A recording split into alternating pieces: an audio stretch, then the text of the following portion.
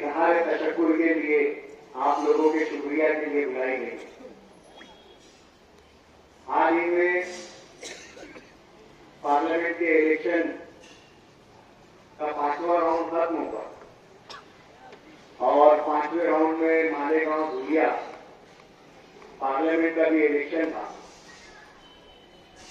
हमने मस्जिद पारबान आइन के बैनर तले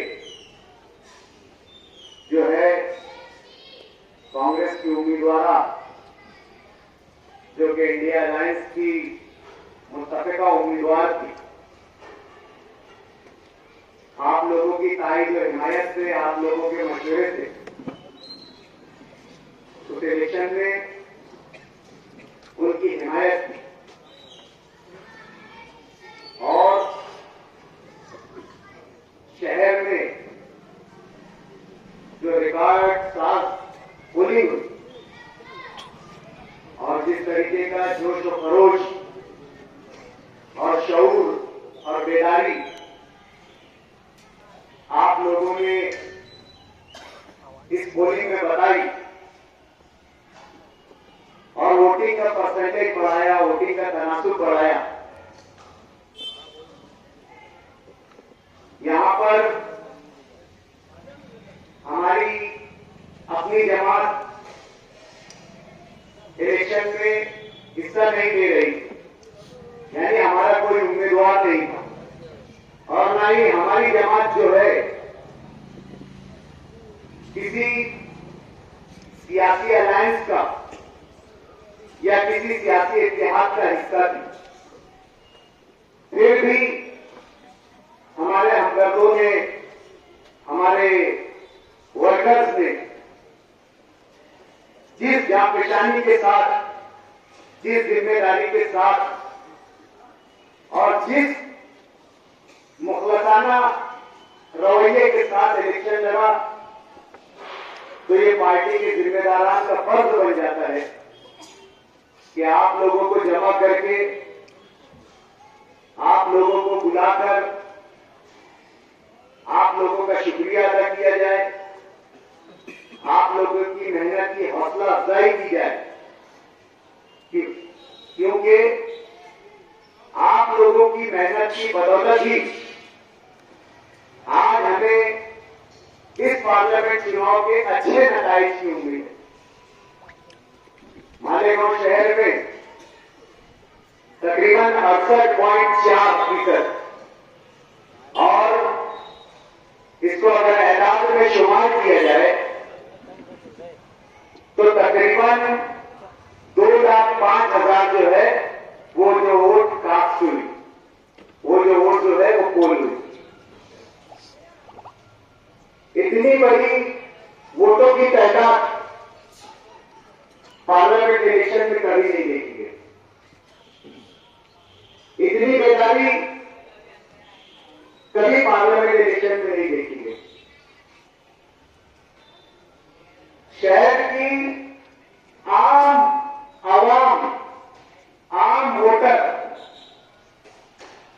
जिसने ये तय कर लिया था कि इस मर्तबा पार्लियामेंट के इलेक्शन में हम लोग जो है सेक्युलर उम्मीदवार को वोट दें।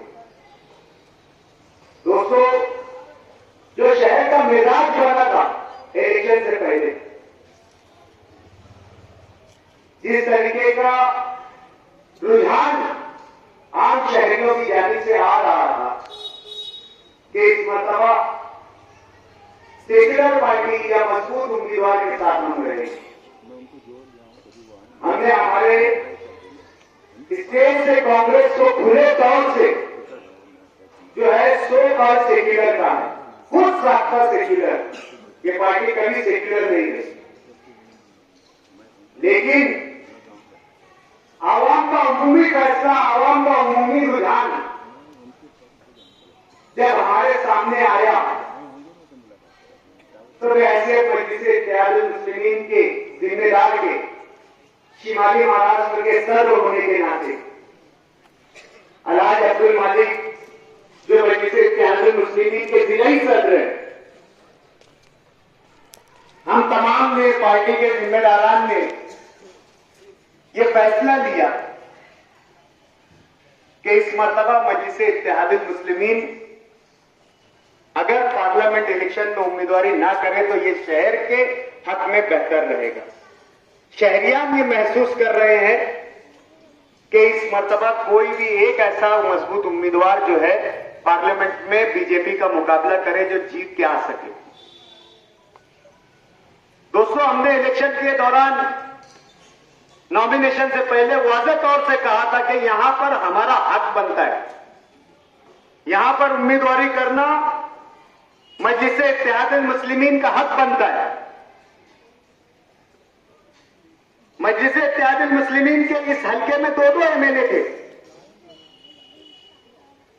और कई कॉर्पोरेटर्स थे। यहां पर अगर टेक्निकली देखा जाए तो मजलिस-ए-इत्तेहादुल मुस्लिमीन यहां पर उम्मीदवारी कर सकती थी, लेकिन हमने उम्मीदवारी नहीं की और उसका एक मुख्तसर सा खाका कि आज नतायज के बारे में जो तशवीश है, जो फिक्र है, नतायज को लेकर जो शहर में बेचैनी है, नतायज को लेकर जिस तरीके की चर्चा है, मैं समझता हूं शहर का एक भी शहरी, शहर का एक भी वोटर जिसने कांग्रेस पार्टी को वोट दिया वो मुतमईन नहीं, वो इस यकीन के साथ नहीं कह सकता है कि इस पार्लियामेंट हल्के से कांग्रेस की सीट जो है यकीनी तौर पे श्योर और एक बड़े मार्जिन के साथ, एक ह्यूज मार्जिन के साथ, एक क्लियर यानी फर्क के साथ, एक वाज़ेह फर्क के साथ कांग्रेस की सीट जीत रही है। यहां पर बैठा हुआ और शहर में मौजूद हर शहरी जो ये यकीन और दावे के साथ नहीं कह सकता। हर एक का प्रिडिक्शन है, हर एक की राय है कि फला हजार से, चंद हजार से ये फैसला होने वाला है। अक्सर शहर में कह रहे हैं कि कांग्रेस कुछ वोटों से, कुछ हजार वोटों से निकल सकती है। बहुत से लोग कह रहे हैं कि बीजेपी भी यहां से जीत सकती है।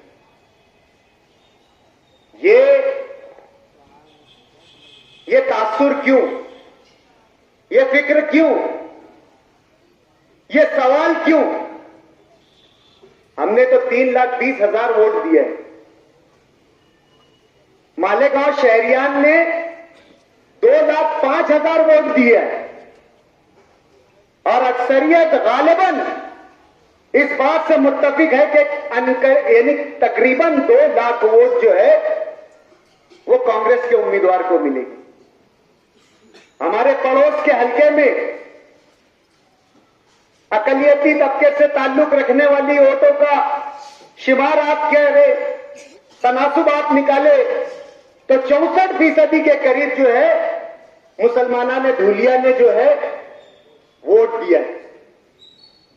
आज 64% तकरीबन 64,000 के करीब होता है।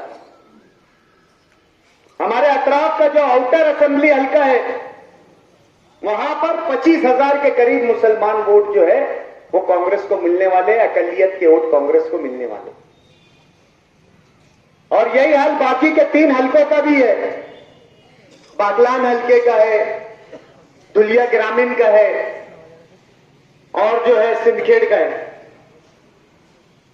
मजमूई तौर से 3 लाख, 3.5 लाख वोट जो है अकलियती तबके ने वोट दिया।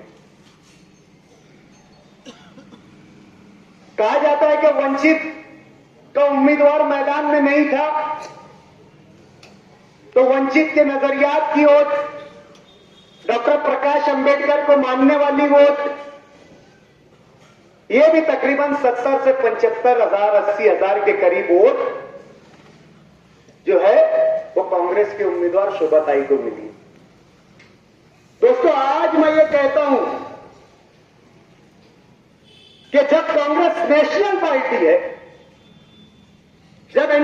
अलायंस इतना बड़ा इत्तेहाद है जिसमें उद्धव ठाकरे की उबाटा शामिल है, जिसमें शरद पवार की एनसीपी शामिल है, जिसमें कम्युनिस्ट पार्टी शामिल है। ये तीनों पार्टी के असरात है इस इलाके में। धुलिया मालेगांव पार्लियामेंट हल्के में इन तीनों पार्टी के असरात है। उद्धव ठाकरे की उबाटा पार्टी के संगठन धुलिया में है, मालेगांव आउटर में है, दीगर जगह है। शरद पवार की राष्ट्रवादी कह रहे हैं कि बागलान में बहुत मजबूत है। आदिवासी बेल्ट पर कम्युनिस्ट पार्टी का अपना असर है। बुनियादी तौर पर ये कम्युनिस्ट पार्टी के वोटर्स हैं। जब आपको 4.5 से 5 लाख वोट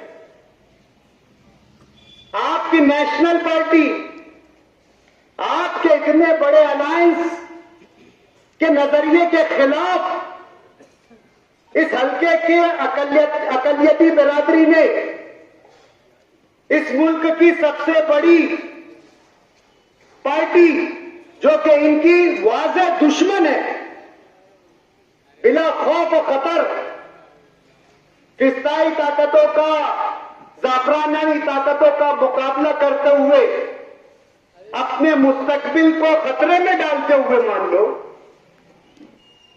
जब 5 लाख के करीब अकलियती तबके ने वोट दिया तो ये नेशनल पार्टी, ये इतना बड़ा इंडिया अलायंस, ये फिक्रमंद है कि हम चुनकर नहीं आएंगे या नहीं आएंगे। अरे जब आपको आपके नजरिए के खिलाफ के लोगों ने 5 लाख वोट दे दिया है तो आप में क्या इतना दम नहीं है? नेशनल पार्टी बनते हो, महाराष्ट्र और हिंदुस्तान का सबसे बड़ा अलायंस बनते हो, आप अपने बलबूते पर 1.5 लाख वोट नहीं ला सकते। ये कांग्रेस नेशनल पार्टी अपने नाम पर 1.5 लाख वोट नहीं ला सकती। ये उबाटा अपने नाम पर 1.5 लाख वोट नहीं दिला सकते। ये शरद पवार महाराष्ट्र के मर्द आहन कहलाने वाले, मराठाओं के लीडर कहलाने वाले, मराठाओं के जिम्मेदार कहलाने वाले, फिर ये 1.5 लाख वोट नहीं ला सकते। सारी जिम्मेदारी हमने ली है, अकलियतों ने ली है। आपने यहां पर किसी तरीके का ध्यान नहीं दिया, किसी तरीके के संगठन को मजबूत करने का ध्यान नहीं दिया। गालबन मैं समझता हूं कि मालेगांव में उम्मीदवारों ने दौरा भी नहीं किया, एक दिन सिर्फ किदवाई रोड पर दौरा किया। नॉमिनेशन फॉर्म भरने के लिए मालेगांव से किसी को मदऊ नहीं किया गया। मालेगांव कांग्रेस पार्टी के सदर में गालिबन समझता हूं उसमें नहीं थे।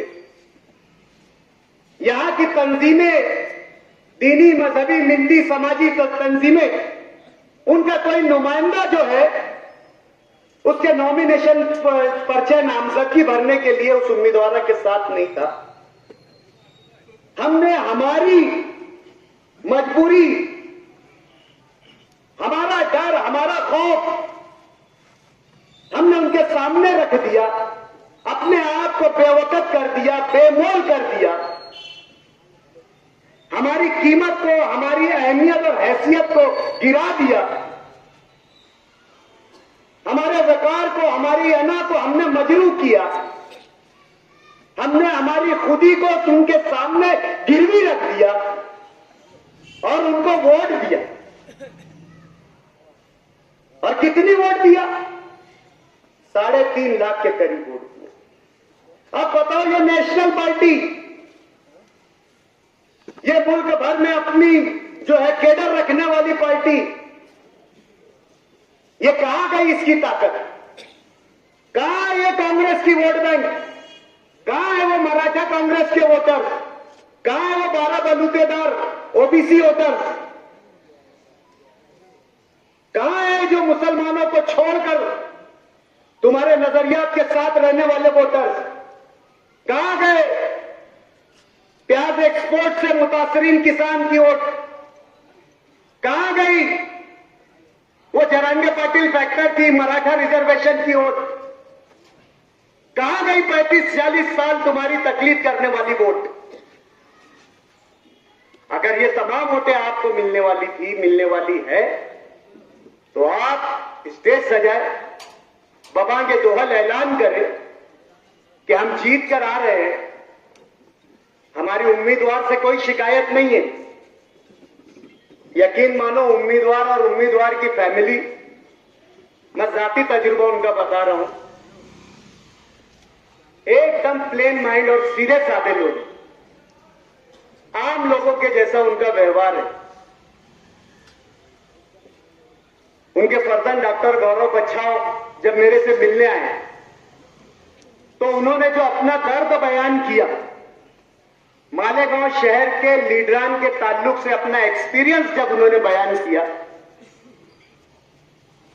तो यकीन मानो हमने सिर्फ ह्यूमैनिटी की बुनियाद पर, इंसानियत की बुनियाद पर उनसे वादा कर लिया कि यार हम उस शहर के पहचान को, शहर की तहजीब को, शहर की सकाफत को, शहर की रहबरी को जो है हम बदनाम नहीं होने देंगे। हम जो शहर तहजीब और तमद्दुन रखता है, मेहमानों की खातिर करने का, जो शहर सकाफत रखता है बाहर से आने वालों की मेजबानी करने का, अगर शहर का ये तासुर कोई लेकर जाए तो ये हमारे लिए गवारा नहीं है। हमने उनसे कहा कि डॉक्टर साहब, हमने 5 तारीख को यानी 5 मई को हमने एक मीटिंग ली। 6 मई की प्रेस कॉन्फ्रेंस में हमने आपकी हिमायत का ऐलान कर दिया। 7 तारीख के जलसे में, खयाबान निशात चौक के जलसे में आपकी वालदा मोहतरमा का नाम लेकर वोट की अपील कर दी। जाहिर सी बात है, अब हमारे पास कुछ रह नहीं जाता। हम जो है आपकी जो है हिमायत करेंगे और आप जो भी हमें जिम्मेदारी देंगे, जिस तरीके की आप जिम्मेदारी समझे, हमें लायक समझे, इस बात का, जिस बात का आप लायक समझे, वो हमें दे दीजिए, वो जिम्मेदारी हम अदा करेंगे। हम अड़कर नड़कर आपसे कोई बात नहीं करेंगे। ये वो लोग थे, ये वो लोगों का तजुर्बा था जो इंडिया अलायंस में शामिल थे। कोई फला पार्टी के नाम से, कोई फलक पार्टी के नाम से, कोई पुंगानी से, कोई टुंगानी से ये काम कर रहे थे ये लोग। दोस्तों, ये शहर की आवाम को इस इलेक्शन में मैंने महसूस किया कि कुछ लीडरान शहर की आवाम को बेवकूफ समझते हैं, खुले तौर से आप लोगों से मजाक करते हैं, खुला मजाक होता है आप लोगों के साथ। पता नहीं इतनी जुर्रत, इतनी हिम्मत कैसे ले आते हैं यहां के लीडरान कि सब कुछ कर लेने के बाद, जैसे बचपन में खेल खेला जाता था, आंखों के सामने अंधा बनाऊंगा, ये वो खेल खेलते। कई दिनों तक पार्टी के बैनर नहीं, पार्टी का नाम नहीं, कि कौन सी पार्टी, कौन सा लीडर, ये पोडियम लगे, पोडियम, ये तकरीर कर रहे हम, ये पोडियम पे हमारा निशान है। आज तक वो जमात का पोडियम पे निशान तक नहीं आया, खाली है पोडियम। ऐसा तुतारी, ऐसा पुंगानी उस कोने में के वीडियो में नहीं आया। और जब आप शरद पवार राष्ट्रवादी पार्टी में है, इंडिया अलायंस का उम्मीदवार 13-14 अप्रैल में डिक्लेयर हो जाता है, तो फिर काहे की आपकी उम्मीदवारी? जब आप इंडिया अलायंस में हो, आप शरद पवार पार्टी, शरद पवार राष्ट्रवादी पार्टी में शामिल हो, तो फिर किस बात के लिए उम्मीदवारी? फिर क्यों उम्मीदवारी? आपके अलायंस का उम्मीदवार आ गया, आपके लीडर ने डिक्लेयर कर दिया, तो फिर किस बात की उम्मीदवारी? जब आपको पार्टी ने टिकट नहीं दिया शोभा ताई को दे दिया टिकट, तो फिर मेरे समझ में नहीं आता कि कोई मॉरल, कोई अखलाक आपको यह सिखाता है कि वहां आप अपने ही अलायंस के उम्मीदवार की मुखालिफत करो। अपने हवारी, अपने चट्टू पट्टू लोगों के जरिए प्रेस कॉन्फ्रेंस ली जाती है उर्दू मीडिया सेंटर पर, और यह कहा जाता है कि शोभा ताई बचाव नहीं चलेगी। यह कौन सा तरीका है? 3 मई को पार्लियामेंट चुनाव के लिए फॉर्म भरने का आखिरी दिन, उस दिन तक 1 तारीख का बयान है वीडियो पर कि हम उम्मीदवारी नहीं करेंगे, लेकिन अगर शहर की तंजीमें, कोई मजहबी तंजीम, कोई सियासी समाजी तंजीम आकर यह कहती है कि हम उम्मीदवारी करें तो हम सोचेंगे, तो इसका मतलब तुम्हारी इतनी भी औकात नहीं है कि कोई एक तंजीम तुम्हारे हक में खड़े हो जाए। तो फिर ये आखिरी ढोंग और आखिरी नाटक क्यों? उम्मीदवार की जानिब से जिम्मेदारी मिली, बीच इलेक्शन के दौरान धमकी, गाली गलौज, नाजेबा बातें, तेरी मेरी अरे तुरे, बीच में वर्करों को फोन कि बंद करो पंडाल, उठाओ कुर्सी, निकलो घर पर से बंद करके। फिर रेट बढ़ाया गया, फिर अमाउंट तय हुआ, यह पैसा तय हुआ, पैसा। यकीन मानो ये तमाम बातें एक अहम जिम्मेदार उम्मीदवार की जानिब से की गई, उम्मीदवार की अहम जिम्मेदार की जानिब से। बीजेपी चाहती थी कि यहां से मुस्लिम उम्मीदवार खड़ा हो। हमारा अपना मैनिफेस्टो है, मजलिस-ए-इत्तेहादुल मुस्लिमीन का एक मैनिफेस्टो है, एक नजरिया है। मजलिस-ए-इत्तेहादुल मुस्लिमीन नजरियाती पार्टी है और यक नजरी पार्टी है कि इस मुल्क में मुसलमानों का पॉलिटिकल इंपावरमेंट किया जाए, मुसलमानों को सियासी मुस्तहकम किया जाए। अपनी जमात, अपना नुमाइंदा हमारा नारा है। हम ये चाहते हैं कि हमारे बीच में से हमारा रहबर निकले, हमारा गमगुसार निकले, हमारा हमदर्द हमारे बीच में से निकले, जो हमारे मसाइल को जानता हो, जो हमारी तकलीफों को जानता हो। यह मजलिस-ए-इत्तेहादुल मुस्लिमीन का नजरिया है और इसी नजरिए के लिए हम लड़ रहे हैं, मुल्क भर में लड़ रहे हैं, सिर्फ मालेगांव शहर में या महाराष्ट्र में नहीं। मजलिस-ए-इत्तेहादुल मुस्लिमीन इस नजरिए को कायम करने के लिए मुल्क भर में लड़ रही है। तो जाहिर सी बात है, हमारी अपनी तो कोशिश थी कि यहां से हम हमारा अपना नुमाइंदा दे, हार जीत एक तरफ, लेकिन हम ये शहर में बताएं कि हम इतने मुत्तहिद हैं, हमारी इतनी वोट है, जैसा कि और दीगर जो है तबकात और समाज हिंदुस्तान में करते हैं। बिहार में लालू यादव के लड़के ने यादवों की जमात बना के रखी है, यादवों को अपने साथ लेकर रखा है। लालू यादव के लड़के, मुलायम सिंह यादव के लड़के ने लेकर रखा है। जैन चौधरी जो है वो जाट लोगों की नुमाइंदगी करते हैं। इसी बुनियाद पर यह पार्टी का मकसद है मजलिस-ए-इत्तेहादुल मुस्लिमीन का। वाज़ेह तौर से यह मंशूर है, यह कोई ढका छुपा या खुला मंशूर नहीं है। यह वाज़ेह तौर से है, हमारी जमात हमारा नुमाइंदा, यह हमारा नारा है। यह वाज़ेह तौर से और खुले तौर से हम कहते हैं। हम कभी इस नारे से, इस मंशूर से इन्हिराफ नहीं करते, कभी हम इस बात से पीछे नहीं हटते। हमारा कोई खुफिया एजेंडा नहीं है। लेकिन तुम्हारी क्या मजबूरी थी, तुम्हारा क्या मसला था? तो तुम्हारा खुफिया मुआहदा था। यह मुआहदा ताजियती नशिस्त में आए हुए इस हल्के के बीजेपी के उम्मीदवार के साथ उस दिन से शुरू हुआ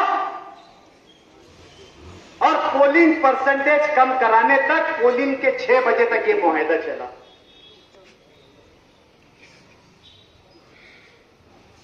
ये आप लोगों को बेवकूफ समझते हैं। ये समझते हैं कि आप लोग नाबलद है, आप लोगों को कोई बातें समझ में नहीं आती। ये किसी भी तरीके की सियासत कर लेंगे, किसी भी मुफत परस्ताना कोई भी मुफत परस्ताना कमिटमेंट कर लेंगे, मुआहदा कर लेंगे और आपको समझ में नहीं आएगा। इसकी वजह है कि ये गोबिल्स की औलाद इस नजरिए को मानते हैं कि शहर में झूठ को इतनी शिद्दत से बोला जाए कि वो सच लगने लगे, या कोई बात को इस तरीके से फैला दिया जाए कि वो हकीकत लगने लगे। ये इस शहर के हाल के रहबरों का हाल है। आप लोगों के साथ खेल किया गया। आपकी फिक्रें, आपकी सोच, आपका शऊर, आपकी तशवीश, तमाम का सौदा कर लिया गया था। तमाम बातों का सौदा हो चुका था। लेकिन ये आप लोगों की बेदारी है, ये आप लोगों का शऊर है, जो आपने पसे पर्दा साजिश को महसूस किया। आपने हर एक के किरदार को जांचा और परखा और उसके बाद अपनी जिम्मेदारी समझी। ये अपना मकसद समझा कि हमें निकलकर वोट देना है और आप लोगों ने वोट दिया।